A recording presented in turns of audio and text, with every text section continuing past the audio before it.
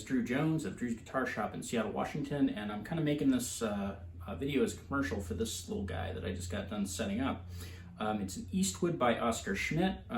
Schmidt is a company that's been around for a very long time and produced a lot of different kinds of instruments. They used to be kind of known for auto harps back in the day, but they also make a lot of guitars and other things too. This is one of their electric guitars from like back in the 90s. I think this one is a 96 if I remember right. The thing is that I occasionally get guitars in as partial payment for repair work, which is kind of my primary gig here. What I'll do with these instruments is I'll take them, usually they're in non-functioning condition, which this one was no exception, and I will work on them and get them primo so that I can put them up on the shelf and sell somebody a really reliable guitar. So just went ahead and played it a little bit for you and all the pickup settings, and kind of let you listen to it. So now I'm going to tell you everything that I did to this guitar, so that you can kind of get a sense for what it is that I do here, and also get a sense for whether or not you want to pick up this guitar. This is the info sheet for everything that was done here. So this guitar got a full setup, which means that the nut is dialed in, the neck is dialed in, so the truss rod is adjusted, and also went in and adjusted the string height, pickup height, and the string radius. Interestingly, this guitar has a very slight compound radius to it, which was not expecting to see, but is interesting. It starts off at like a 9.5 down here and ends at a 12 up here, which isn't like a super steep compound radius, but it is definitely there. I've got pictures of it. And went ahead and carved a custom nut for this guitar. Now the thing is when I cut nuts for Strat style guitars, there's a very particular way that I like to do it. That involves very carefully sculpting the string slots in the nut so that they're, gonna provide a nice rounded surface that kind of guides the string in a little bit more of a gentle way than, some of the more straight cut nuts do. And I also go in and I do a lot of polishing on the interior of those string slots, and I also do a little bit of a treatment to them so that they're really slick. By the time I get done with these, I have a hard time getting graphite to stick to these, which is exactly what I want. I want super, super good, slick slots in here for these strings to kind of glide back and forth in, because this is a tremolo system that likes it when the strings are able to kind of move easily. On that note, I also went ahead and installed these roller trees, which if you have Strat or you're familiar with these guitars, you ever notice that like it's the top four strings that kind of go out of tune the most? Well, it's because the string trees in a lot of instances are kind of grabbing onto the strings and kind of holding on to tension and making things hard to deal with. So one of the ways you can correct that is by putting roller trees in, which have little wheels on them, and they let the strings kind of glide in and out and move a little bit easier because it's an actual bearing surface rather than just a like staple shaped piece of metal that the strings are going to kind of stick and bind against.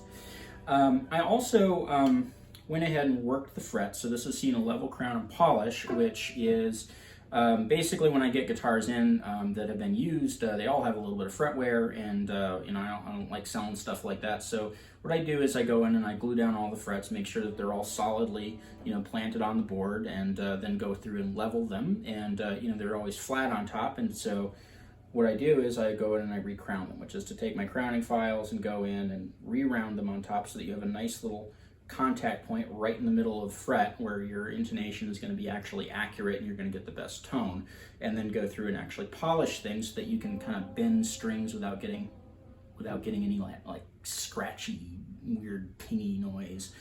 So that's all been done. The frets also look very pretty and they're very comfortable, which is the other advantage to going in and reworking the frets. This guitar had a pick guard in it with some pickups in it that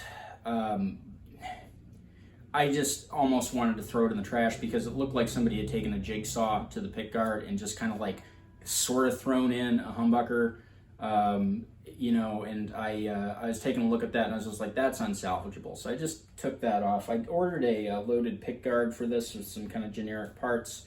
So that's what this is on this guitar currently.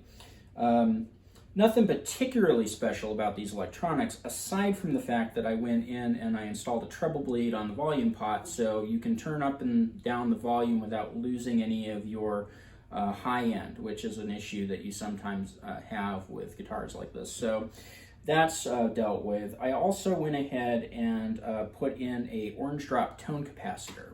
It's a really good way to kind of get more of a gentle tone roll off. So like I can demonstrate that. I can put this in that middle pickup position.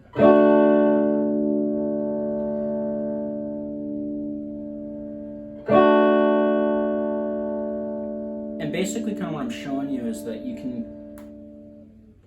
can roll off this tone on both these tone pots and really hear a big difference kind of in all of the settings, which is the main thing that you can notice between like the little green, you know, poly caps that are generally in these things to the orange drop caps. The orange drop caps are actually designed to be audio caps, and so they provide a much smoother roll off, a little bit better tone with, you know, that tone adjustment as well. And so, you know, they're kind of more of a thing that you'd see in like pro gears. So that's a thing that I always like to do to these guys, because, you know, the little poly caps, what'll happen is that you get this thing where you're adjusting your tone and then all of a sudden everything just dumps off, and it's just like, well, what about the in-betweens? Why can't I do like a 5 or like a 6 instead of like, you know, going from like 1 to 10? So that's an issue that's been dealt with. Also went ahead and put shielding in this guitar, so this is all shielding taped on the inside, even in the internals of the pickup covers, and also went ahead and added a star ground. So star ground basically is where you take all of the grounds and you link them to a single point. It's a thing that's commonly done in audio circuits, but not often done in guitars for some reason, but it helps prevent noise. The shielding is also a thing that prevents noise. That's basically a Faraday cage for the inside of the guitar's electronics, keeps EM interference and stuff out. And Strats typically have a problem with a little bit of hum in any case. Like you can hear this 60 cycle right here, and it's just because I've got a single coil going. That's ever present with Strats, and so any other noise that you can eliminate is a good idea. So that's what I try to do with these here. Went ahead and cleaned up all of the hardware in here. You know, this thing had looked like it was sat in a closet for a while. There's a whole bunch of schmutz over it, so I cleaned all that up. Got a new back plate for it because that was missing. And went ahead and cleaned up the tuners and you know, made those work a little bit better, and also added a new whammy bar because I never get a used Strat in here that actually has a whammy bar. So now I should say that this guitar is set up right now currently with a decked trem.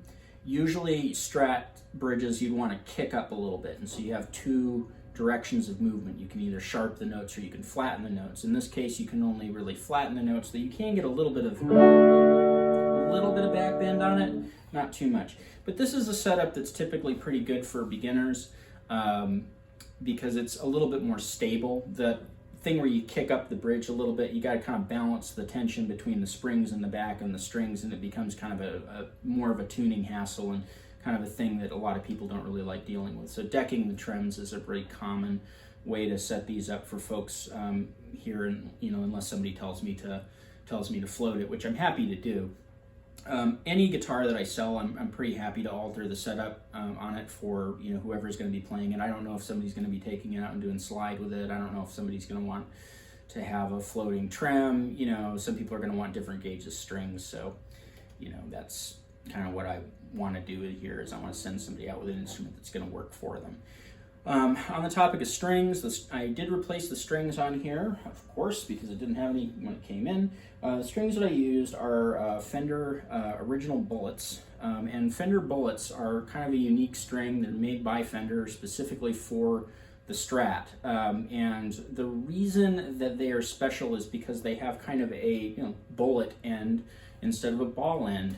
And the nice thing about that is that if you look at the trem block of the Strat bridge, you'll notice that it's got those little tunnels in it where you send the strings down, and those are rounded at the end. And what will happen is if you put a regular string ball down there, is that string ball won't necessarily like seat against that very well, and it'll kind of roll around a little bit if you start using the tremolo. The Fender bullets are kind of designed to eliminate that problem, and so I try to use them, every chance I get with setting up Strats, just because I think that they are the best string for using if you're going to be laying into the tremolo, which, buyer of this guitar may very well be doing. Kind of getting to talk about the guitar's properties overall. It's kind of hefty. Got a little bit more sustain out of this than some other student Strats that I've sold.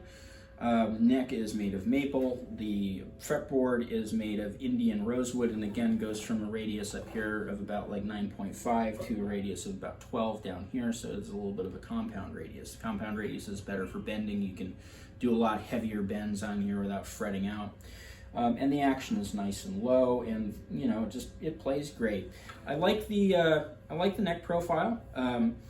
I like the fact that it's got a kind of a nice thin, but it's sort of like a D shape. It feels very similar to like an Ibanez neck to me. So if you've ever handled like an Ibanez Geo, or like an Ibanez RG, of any kind, like that's kind of the shape that this neck is. It does have a bit of a thicker area up here towards the nut, which could help you ergonomically if you're up here kind of doing more cowboy chords. The thinner necks, like the Ibanez necks, those Ds are great for people who like to do, a lot of fast, kind of rock and roll bar chords. It's just a little bit quicker to move up and down the neck because there's just kind of less movement involved. I tend to personally like my necks a little thinner, but this is actually kind of more the norm for the customers that I work for. They tend to prefer this. Kind of different backgrounds, I guess. But anyway, I think that this guitar would be a really solid choice for somebody who's looking for a beater. It'd be a solid choice for anybody who's looking for a good starter guitar. I think that if you're looking for something along these lines, something in the kind of cheaper end of things, and with all the stuff this guitar has going on, this would be a good choice for you. Now, I have a link down in the description that goes to my Reverb page. Now, if that link is going to an active listing for this guitar, it is still for sale. If it does not go to an active listing for this guitar, it means that the guitar has been sold. I may have other guitars similar to this. I generally kind of do a lot of the same work to guitars that I get in, and so if you see that this one's taken down, don't hesitate to email me and ask me if I've got something else laying around. But if it's not active, this one has sold. I also have a link down there to my website where my contact information lives, as well as my pricing page for doing stringed instrument repair. The rest of my channel is dedicated to mostly tips and tricks and kind of interesting stuff that kind of comes in here to the shop that I see, things that I think will help and interest players mostly. So if that's the kind of thing that you're interested in, check out the rest of my videos, link them around, like, subscribe, all that good jazz. And if you feel like supporting my channel, there's also a link to my Patreon and my Ko-Fi in the description of this video. And it helps me make these videos, when I get those donations, because, it normally takes time out of my workday to sit down and do these videos, but I very much like doing them for you guys. So, like I said, check all that stuff out. This is a Eastwood by Schmidt. It's a pretty rad little guitar. I like it. This has been Drew Jones of Drew's Guitar Shop in Seattle, Washington. Thank you for watching.